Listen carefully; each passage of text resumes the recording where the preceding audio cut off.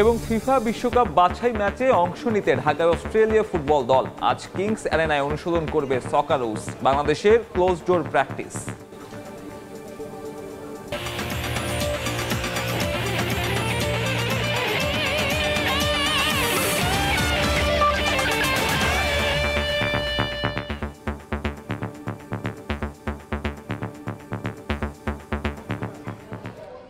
বিশ্বের নানা প্রান্তের খেলাধুলার খবর নিয়ে আমাদের নিয়মিত আয়োজন খেলার সময়, আর এই আয়োজনে আপনাদের সঙ্গে আছি আমি সাব্বির মিথুন।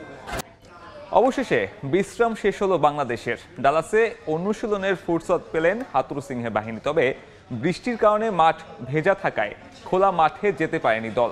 মাস্টাং ক্রিকেট একাডেমিতে প্রায় 3 ঘন্টা ব্যাটিং বোলিং অনুশীলন করেছে শান্ত সাকিবরা। বাজে ফর্মের মধ্যে থাকা লিটন দাস দীর্ঘ সময় ব্যাটিং কোচ ডেভিড হেমকে সঙ্গে নিয়ে কাজ করেছেন। পরামর্শ নিয়েছেন সাকিবেরও। যুক্তরাষ্ট্রের ডালাস থেকে সাজিদ মুস্তাহিদের রিপোর্ট। শেষ 5 আন্তর্জাতিক টি-20তে 82 স্ট্রাইক রেটে 11 গড়ে 57 রান। ব্যাটটা কোনোভাবেই কথা শুনছে না। ভারতের বিপক্ষে প্রস্তুতি ম্যাচটা লাইফলাইন ছিল, কিন্তু সেখানেও ব্যর্থ লিটন দাস। শ্রীলঙ্কার বিপক্ষে ম্যাচে থাকবেন কিনা সেটাও নিশ্চিত না। ডালাসের মাস্টাং ক্রিকেট একাডেমির ইনডোরে তাই লিটনের দিকে ব্যাটিং কোচ ডেভিড হেম্পের বাড়তি নজর। লিটনের মতো ব্যাট হাতে ছন্দে নেই সাকিব আল হাসানও। ভারতের বিপক্ষে ম্যাচে প্রতিটি রানের জন্য রীতিমতো সংগ্রাম করেছেন। ইনডোরের দুপাশের 2 নেটে এই দুজনই দীর্ঘ সময় ব্যাটিং অনুশীলন করেন। নিজের প্র্যাকটিস শেষে লিটন চলে যান সাকিবের কাছে। লিটনের জন্য ডানহাতি হয়ে কিছু শটও খেলে দেখান সাকিব। বোঝাই যায় খারাপ সময়ে একে অপরের পাশে আছেন এই 2 cricketer. Netherlands Nepal match low scoring হলেও ডালাসের উইকেটে রান আছে। বাউন্ডারি ছোট, তাই অনুশীলনে বাংলাদেশের সব ব্যাটারকেই দেখা গেছে বড় শট খেলতে। অফ ফর্মে থাকা অধিনায়ক শান্তকে নিয়ে আলাদা কাজ করেছেন হেড কোচ চন্ডিকা হাথুর সিংহে। ভারতের বিপক্ষে রান পাওয়া একমাত্র মাহমুদুল্লাহ রিয়াদও সাবলীল ছিলেন অনুশীলনে। অবশ্য শ্রীলঙ্কা ম্যাচের আগে চিন্তা বাড়িয়েছে শরীফুলের ইনজুরি, যা নিয়ে কোচ, অধিনায়ক, চিকিৎসক ও ফিজিও দীর্ঘ সময় মিটিং করেছেন। স্কোয়াডের বাইরে থাকা হাসান মাহমুদ অনুশীলনে আসলেও বোলিং করেননি। আগের 2 দিন বিশ্রামে থাকা বাংলাদেশ দল এদিন পুরো 3 ঘন্টা প্র্যাকটিস করেছে ইনডোরে।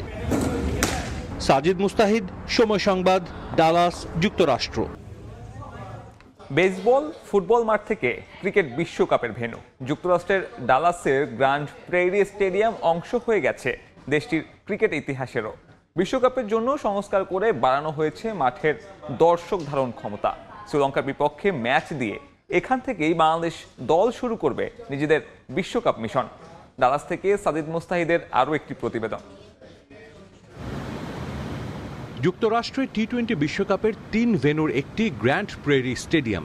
2008 সালে উদ্বোধন হওয়া স্টেডিয়ামটি 2019 পর্যন্ত আমেরিকান প্রফেশনাল বেসবল দল টেক্সাস এয়ারহকস ব্যবহার করে। এ মাঠে ইউএসএ লিগ ট্যুর ফুটবল দল টেক্সাস ইউনাইটেডও খেলেছে। তবে এখন এটা পুরো দস্তুর ক্রিকেট ভেন্যু। মার্কিন যুক্তরাষ্ট্র বিশ্বকাপের প্রথম ম্যাচটাও হয়েছে এ মাঠেই।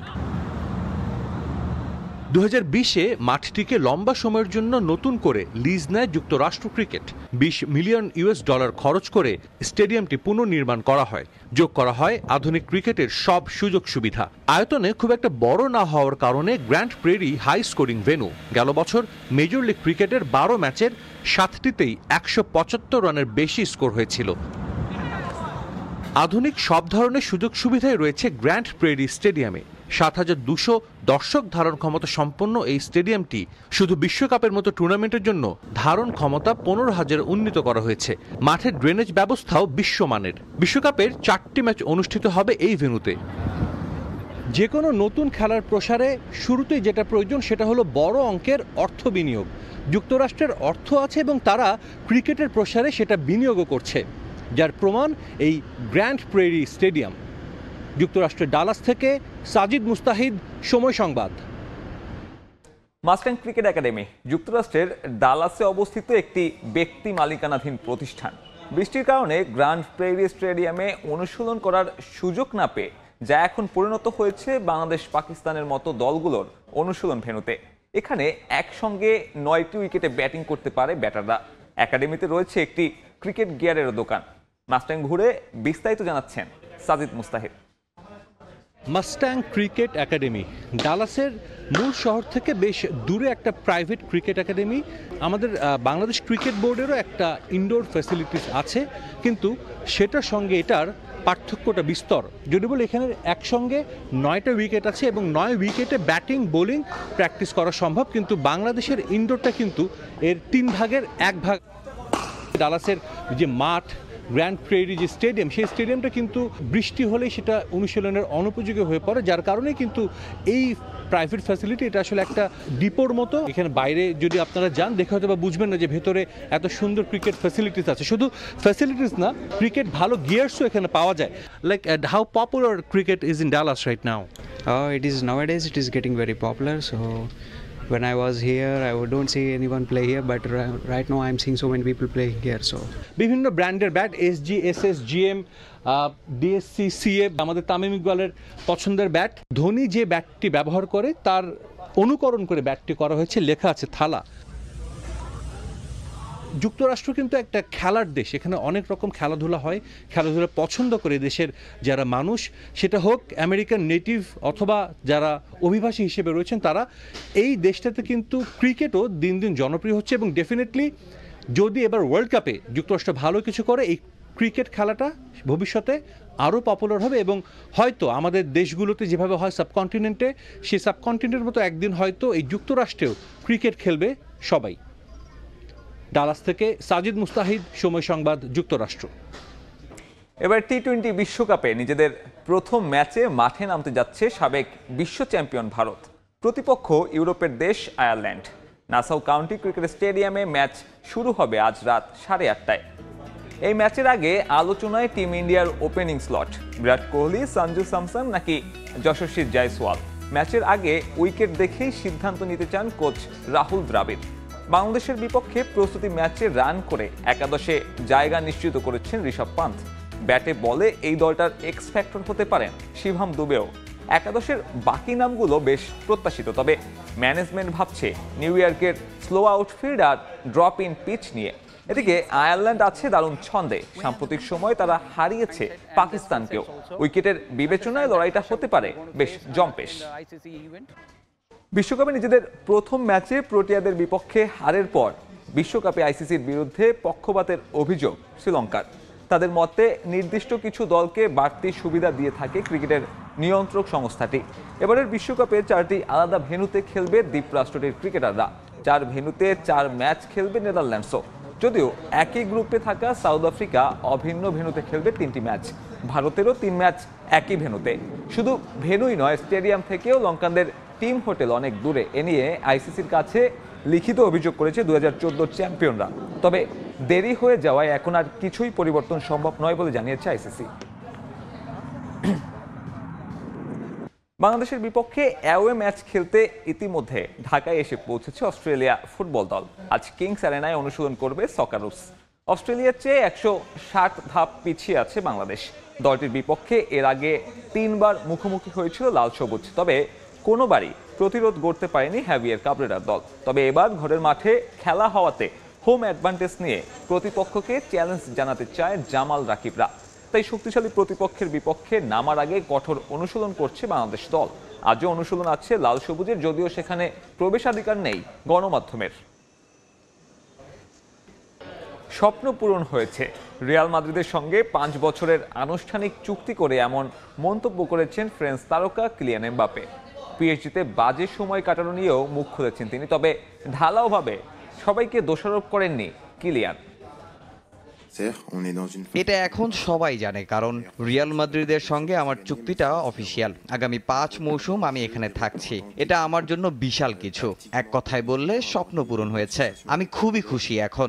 কোচ, ফুটবলার থেকে শুরু করে আমি সবাইকে ধন্যবাদ জানাতে চাই। পিএসজিতে আমি অসুখী ছিলাম, বিষয়টা এমন না। তবে আমার প্রতি সবার আচরণ একরকম ছিল না।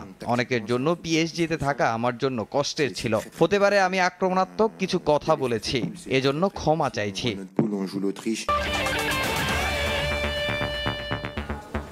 এই ছিল খেলার সময়ের এখনকার আয়োজন। এখন চলে যাচ্ছি বিশ্বকাপের বিশেষ আয়োজন টাইম আউটে।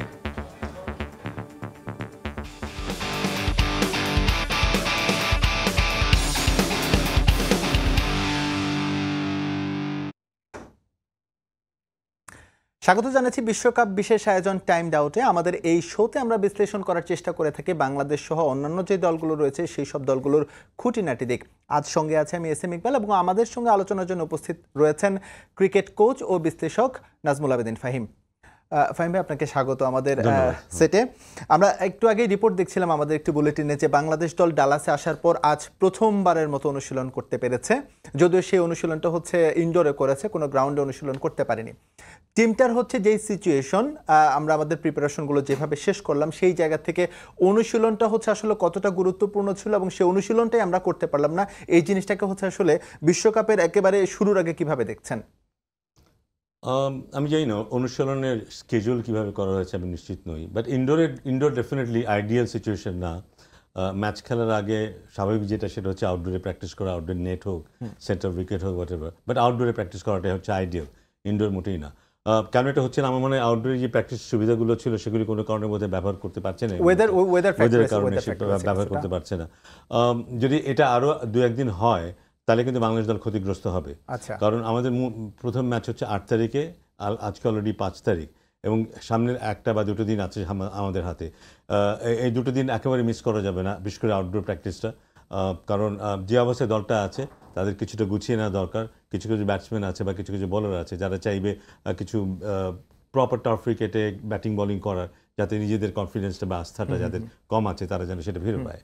ফাহিম ভাই, এই জায়গা থেকে যদি বলি, ইতোমধ্যে বেশ কিছু গণমাধ্যমে জিনিসটা আলোচনায় উঠে এসেছে যে দল খারাপ করছে, ব্যাটসম্যানরা ফর্মে নেই বা হচ্ছে প্রত্যাশিত পারফরমেন্সে নেই। এই টাইমে হচ্ছে আসলে অনুশীলনটা বা নিজেকে হচ্ছে খুঁজে পাওয়ার যে বিষয়টা সেটা খুব বেশি জোর দিয়ে বা গুরুত্ব দিয়ে করা উচিত।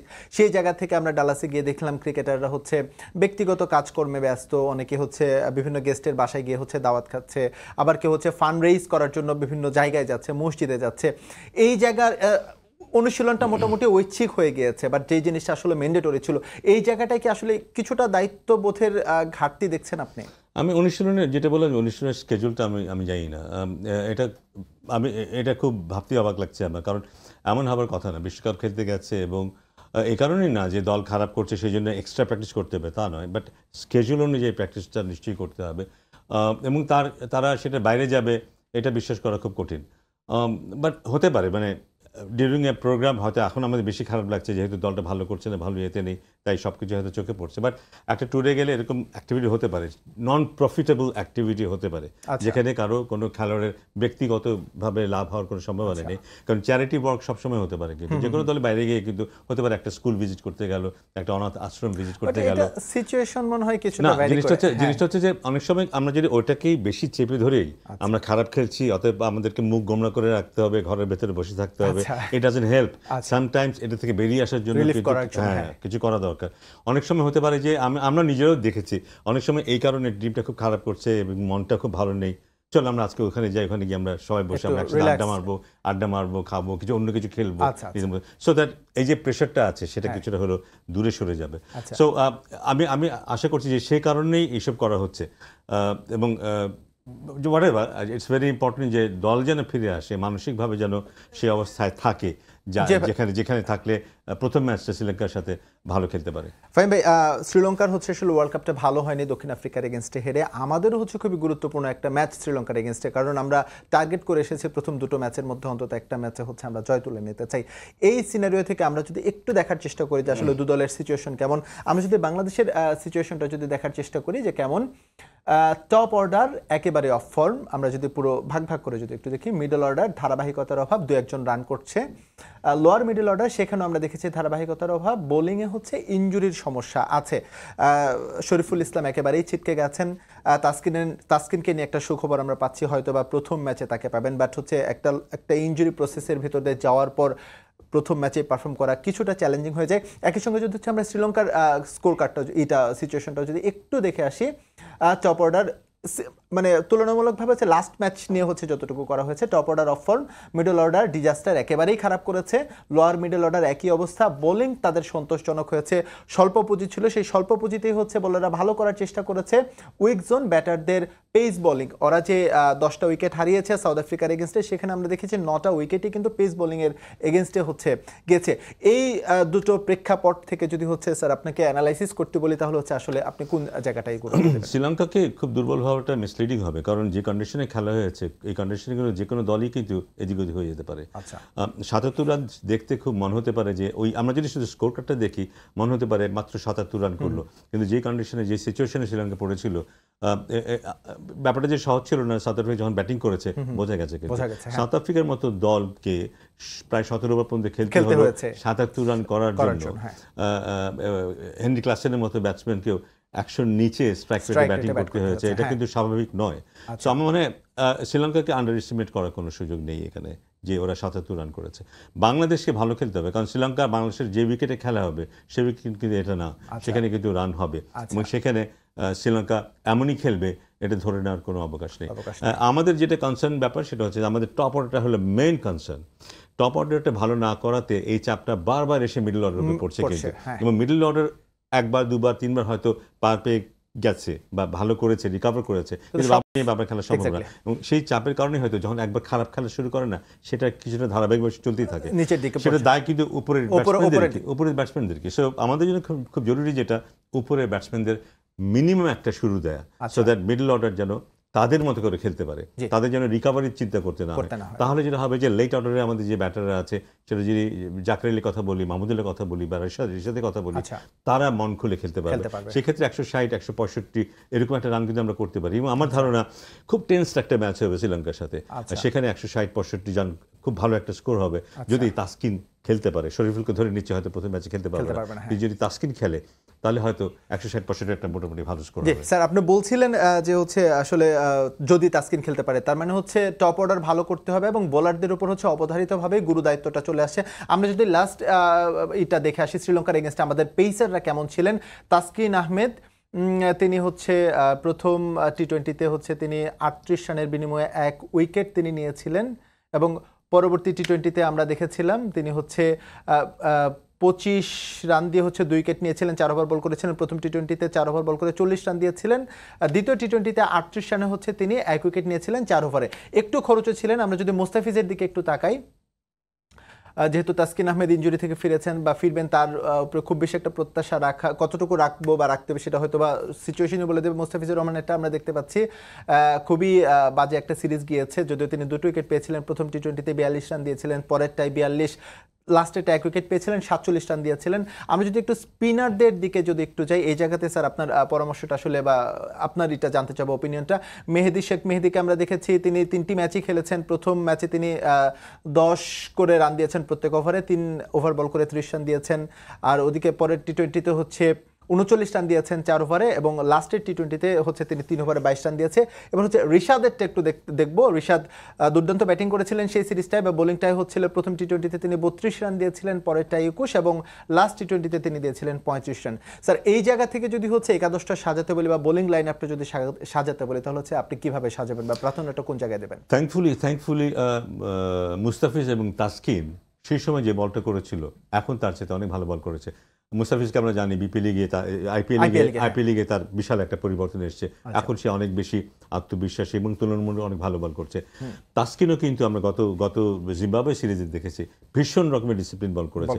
4টা ম্যাচে আমি ওকে এত কনসিস্টেন্টলি ডিসিপ্লিন বল করতে দেখিনি, কিন্তু পরপর প্রত্যেকটা ম্যাচে। তো আমি ধরে নিচ্ছি যে ওইখান থেকে এইখানে যে আমরা যেই ডাটাটা দেখলাম, এখান থেকে তারা এখন এই জায়গাটাতে নেই, তার চাইতে অনেক ভালো অবস্থা আছে। এই জন্যই অ্যাকচুয়ালি বলারদের নিয়ে আমরা একটু সাহস করছি বা ভরসা করছি বলারদের উপরে।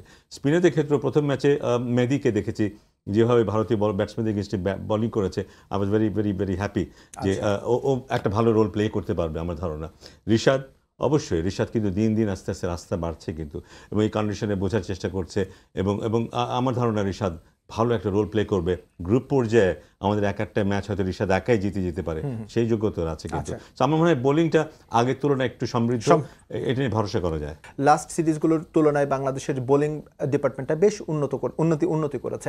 আমরা যদি হচ্ছে একটু ব্যাটিং সাইডে যদি আবার একটু ফিরতে চাই, এই দলটাই হচ্ছে সাকিব আল হাসানের মতো সিনিয়র ক্যাম্পেইনার রয়েছেন, মাহমুদুল্লাহ রিয়াদ রয়েছেন, মোটামুটি বেশ ভালো ফর্মে রয়েছেন রিয়াদ। কিন্তু সাকিবের বিষয়টা হচ্ছে আমরা দেখতে পাচ্ছি যে একটু মানে যে প্রত্যাশাটা আমরা সবসময় রাখি সাকিবের কাছ থেকে সেটা পাচ্ছি না। সাকিব যখনই অফ ফর্মে থাকেন বা যখনই অফ ফর্মে গিয়েছেন আপনার কাছে ছুটে এসেছেন এবং তারপরেই হচ্ছে আমরা একটা রেডিক্যাল চেঞ্জ দেখতে পেরেছি। এখন আপনার দৃষ্টিকোণ থেকে কি মনে হচ্ছে যে এই খুব গুরুত্বপূর্ণ একটা ম্যাচে সাকিবের সার্ভিস আমরা আসলে কতটুকু পেতে পারি? নিশ্চিত হয়ে বলা খুব মুশকিল। আমার কাছে যেটা ভালো লাগেনি সেটা হলো যে সাকিব অনেকদিন পরে টি-20 খেলছে। আচ্ছা, অনেকদিন পরে কিন্তু টি-20 খেলছে। জিম্বাবুয়ে সিরিজে সাকিবের উচিত ছিল বা বোর্ডের উচিত ছিল সাকিবকে প্রথম থেকে খেলানো, শুরু থেকে টি-20তে খেলানো, সো দ্যাট ও খুব তাড়াতাড়ি খেলার ভেতরে ঢুকে যাবে। কারণ টি-20 এবং 50 ওভার্স ম্যাচ এক জিনিস না, একেবারেই আলাদা দুটো জিনিস। কিন্তু যদি প্রথম থেকে টি-20 খেলা শুরু করতো তাহলে নিজের সমস্যাগুলি আরো আগে ধরতে পারতো, সেটা নিয়ে আরো আগে থেকে কাজ করা শুরু করতে পারতো। So it was too late. এবং একটা ফরম্যাটে খেলার, রেগুলার খেলার যে একটা অ্যাডভান্টেজ আছে সেটাও পাচ্ছে না, যেহেতু তার আগে বেশ কিছুদিন টি-20 খেলেনি। সো একটু এখন যেটা দাঁড়িয়েছে, ওর যেহেতু প্রচুর অভিজ্ঞতা আছে, যে কোনো সময় ঠাকুর ব্যাপারটা ধরে ফেলতে পারবে, সেটার উপর ভরসা করতে হবে। যদি সেটা হয় তাহলে তো সাকিবের কাছ থেকে ব্যাটিংয়ে আমরা ভালো কিছু পেতে পারি। কিন্তু যে ধরনের উইকেটে খেলা হচ্ছে এটা কিন্তু মার কাট উইকেট না, কিন্তু এইসব সাধারণত আমরা দেখছি এখানে বুদ্ধি, ধৈর্য এবং স্কিল, তিনটা জিনিসের প্রয়োজন হবে, এবং এক্সপিরিয়েন্স। কারণ এখানে ভয় পেয়ে যাওয়ার সম্ভাবনা থাকবে, কিন্তু বিপদে থাকবে টিম, যার অভিজ্ঞতা থাকবে না সে বুঝে উঠতে পারবে না কি করতে হবে। তো সাকিব, মাহমুদুল্লাহ এদের মতো ব্যাটসম্যানরা হয়তো সেই অভিজ্ঞতা আছে বলেই নার্ভাস হয়ে পড়বে না, প্যানিকড হবে না, বের করে আনার একটা পথ খুঁজে পাওয়ার চেষ্টা করবে। কিন্তু স্যার আমরা যদি হচ্ছে জুনিয়র ক্রিকেটারদের কথা বলি, যদি প্রতিপক্ষ যখন শ্রীলঙ্কা, কারণ গেল কয়েক বছর ধরে আনফর্চুনেটলি শ্রীলঙ্কার সঙ্গে আমাদের কেন যেন অপ্রত্যাশিত কিছু ঘটনা ঘটে যাচ্ছে এবং সেটাই হচ্ছে মানে লাইমলাইটে উঠে যাচ্ছে। এটাকে একটা প্রেশার ক্রিয়েট করতে পারে কিনা বা অবচেতন মনে ক্রিকেটারদের ভিতরে চলে আসতে পারে কিনা? এটা যদি বাইলেটারাল সিরিজ হতো আমার মনে হয় না সেটা চিন্তা করার সময় আছে। কারণ দুটো দলই এমন একটা অবস্থায় আছে, at the edge of the seat, যে কোনো সময় পড়ে যেতে পারে। এই ম্যাচটা জয় পরাজয়ের উপর নির্ভর করে। সো ওইসব ব্যাপার চিন্তা না করে সবাই নিজেদের এই ম্যাচটা কিভাবে জিততে পারে, ফোকাসটা বোধহয় ওই দিকেই থাকবে। বিপক্ষ দলকে নিয়ে যথেষ্ট কাটাছেড়া করবে দুই দলই, এবং দুই দলই যথেষ্ট নার্ভাসনেস নিয়ে খেলাটা শুরু করবে। যে আগে খেলাটা ধরতে পারবে সে হয়তো কিছুটা এগিয়ে যাবে। কারণ ফর এক্সাম্পল, যে দল ব্যাটিং করছে প্রথমে, সে যদি প্রথমেই সেই পাওয়ার প্লেতে 40-45 রান করলো, কোনো উইকেট হারালো না, তার ড্রেসিং রুম আস্তে আস্তে একটু সেটেল হয়ে গেল। কিন্তু সে যদি প্রথম পাওয়ার প্লেতে দুটো উইকেট হারিয়ে ফেলে 33 রানে পাওয়ার প্লেতে, বোলিং সাইডের ড্রেসিং রুম হয়তো বা খেলোয়াড় একটু সেটেল হয়ে গেল। সো শুরুটা খুব ইম্পর্টেন্ট হবে পুরো ম্যাচের জন্য। এই জায়গাটাতেই তো হচ্ছে আমরা ব্যর্থতার পরিচয় দিচ্ছি। আমাদের টপ অর্ডার হচ্ছে দেখা যাচ্ছে যে পাওয়ার প্লেতে 3-4 উইকেট আমরা হারিয়ে ফেলছি, স্কোরবোর্ডে রানটাও ঠিক সেভাবে উঠছে না। এই জায়গা থেকে একজন ক্যাপ্টেন দলটাকে হচ্ছে আসলে কতটা উজ্জীবিত করতে পারে বা দলটাকে সামনে থেকে কতটা নেতৃত্ব দিতে পারে? শান্তর উপর কি একটু গুরুদায়িত্বটা বেশি হয়ে যাচ্ছে কিনা? অবশ্যই ক্যাপ্টেনের না বয়সের কোনো ব্যাপার নেই। Captain is captain. ক্যাপ্টেনকেই বলতে হবে সে কি চায় এবং কিভাবে চায়, পথটাও দেখাতে হবে। কোচ ডেফিনেটলি আছে। আমাদের উদ্বোধনী ব্যাটসম্যানদের যে সমস্যাগুলো আছে তাদেরকে পথ দেখাতে হবে। অনেক সময় হয় কি, মানুষ যখন ব্যর্থ হয় পথ খুঁজে পায় না কিভাবে ফিরে যাবে। তো ওইখানে হয়তো সাহায্য দরকার হয় তাদের, সেটা কোচ হোক, ক্যাপ্টেন হোক, পাশে দাঁড়ানো দরকার এবং তাদেরকে সেই সাহসটা দেওয়া দরকার এবং দেখানো দরকার পথটা না এই পথে বোধহয় ফিরে আসা সম্ভব। আমরা যদি প্রথম 2-1 ওভার এইভাবে থেকে, মানে হয়তো প্রথমে সবার মাথায় আসে যে টি-20 গিয়ে মারা শুরু করব, এখান থেকে যদি আমরা সরে আসি না, দরকার নেই, আমি সিঙ্গেলের উপরে খেলি, 2-4-5টা বল শুধু মিডল অফ দ্য ব্যাট খেলি, তারপরে আস্তে আস্তে রানের চিন্তা করবো। সো স্পেসিফিক একটা প্ল্যান নিয়ে মাঠে নামা দরকার, সেটা কোচ থেকে, ক্যাপ্টেন থেকে আসতে পারে। আচ্ছা, এই ক্ষেত্রে ফাহিম ভাই আমাদের এইটা শুরু হয়ে গেছে, কি বলে এটা, গ্রুপের যে ব্যাটেল, সেই ব্যাটেলটা শুরু হয়ে গেছে। সাউথ আফ্রিকা হচ্ছে একটা উইন করেছে, গতকাল আমরা দেখলাম নেদারল্যান্ডস উইনটা তুলে নিয়েছে। আস্তে আস্তে যারা এখন ওয়ার্ল্ড কাপটা শুরু করেনি, স্পেশালি বাংলাদেশের কথা বলি, তাদের উপর চাপটা বাড়ছে কিনা, যেহেতু প্রতিপক্ষরা হচ্ছে জয় তুলে আমরা যেসব টার্গেট করে গিয়েছি আর কি? না, এটা কিন্তু একটা অ্যাডভান্টেজ। কিছুটা চাপ থাকবেই, যত তাড়াতাড়ি মাঠে নামবে ইনিশিয়াল নার্ভাসনেসটা সেটা কমবে, কিন্তু অ্যাডভান্টেজও আছে। কিন্তু আমরা দেখার সুযোগ পেলাম আন্ডার প্রেশার এই কন্ডিশনে আমাদের বিপক্ষ দল যাদেরকে আমরা টার্গেট করছি তারা কেমন খেলছে, তাদের মানসিক অবস্থা কেমন আছে। সো এটা দেখার সুযোগ কিন্তু আছে এবং আপডেটেড ইনফরমেশন আছে। আমরা এখন কিভাবে ওদের সাথে খেলবো, আপডেটেড ইনফরমেশন আছে। কারণ কালকে এই দল খেলেছে, পরশু এই দল খেলেছে, ওদের কী অবস্থা আছে আমরা ভালোভাবে জানি। সো আপডেট ইনফরমেশন নিয়ে আমরা মাঠে নামতে পারবো, এই অ্যাডভান্টেজটা বাংলাদেশের আছে। একেবারেই ছোট করে জানতে চাবো, আজ ইন্ডিয়া এবং আয়ারল্যান্ডের ম্যাচ রয়েছে। ইন্ডিয়া লম্বা একটা ক্রিকেটাররা লম্বা একটা আইপিএল পার করার পর তারা এসেছে। আমরা এর আগে যতটুকু দেখেছি আইপিএল খেলার পর হচ্ছে ক্রিকেটার একটু টায়ার্ড হয়ে যান এবং প্রত্যাশিত পারফরমেন্সগুলো হচ্ছে ইয়ের থেকে আসেনি। এবারও কি তেমনটা হবে কিনা বা কেমন মনে করছেন? না, আমার মনে হয় একটা প্রফেশনাল সাইড তেমন হওয়ার সম্ভাবনা দেখছি না। তবে আজকে খেলে আয়ারল্যান্ডকে আন্ডার এস্টিমেট করার কোনো সুযোগ নেই। এটা কিন্তু আইপিএল হচ্ছে না, এটা কিন্তু ইন্ডিয়ান প্লেইং কন্ডিশন না, এটা ভিন্ন একটা প্লেইং কন্ডিশন যেখানে বল সুইং করে, বলের বাউন্স আছে। এটা আয়ারল্যান্ড ভালোভাবে জানে এই ধরনের কন্ডিশনে কিভাবে খেলতে হয়। So you never know, but India definitely well ahead of Ireland এবং তারা ফেভারিট। জি, ধন্যবাদ আমাদের স্টুডিওতে এসে সময় দেওয়ার জন্য। দর্শক, এই ছিল বিশ্বকাপ বিশেষ আয়োজন টাইম আউটে। আমাদের এই শোটি প্রতিদিন দুপুর 1:30 এবং রাত 12:30টায় পুরো 1 মাস জুড়ে অনুষ্ঠিত হবে। পরবর্তী শো দেখার আমন্ত্রণ জানিয়ে শেষ করছি। সঙ্গে থাকুন সবার।